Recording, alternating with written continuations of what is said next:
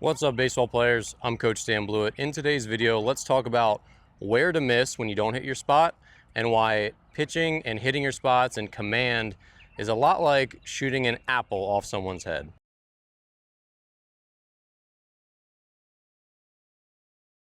All right, so if you're new here, I'm Coach Blewett. I'm a former pro pitcher. Be sure to subscribe to the channel if you find this video, useful for your pitching strategy, mindset. And definitely check out the links in the description below because I've got lots more resources, online courses, books, and other video links that are of this same topic. All right, so one of the big things about being a good pitcher, and this is something you'll see especially with pitchers in the major leagues who don't throw as hard as they used to, or who just don't throw as hard as the league average, is they're really good in the way they maintain their high level performance, is they're really good at missing where they don't get hurt, where they can't get hurt when they miss their spot. So rather than miss, they're aiming for the outside corner and they miss over the middle, that's where you get hurt. But the best pitchers in the world, especially ones without premium stuff like premium velocity sliders, curveballs, they're gonna miss away from trouble.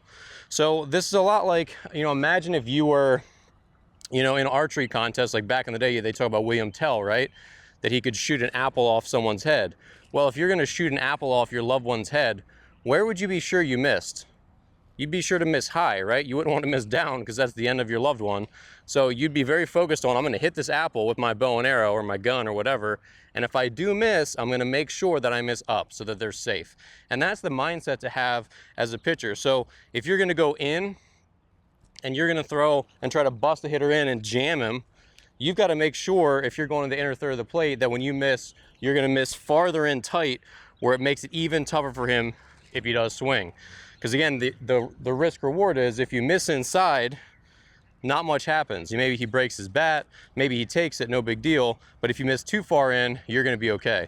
Same thing away. If you aim on the outside third, and if you miss, anything farther out is going to either be farther off his end cap or it might be a ball, and that's okay.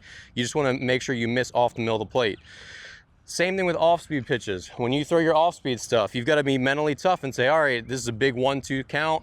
There's the tying run on second, and this is a really, really big pitch.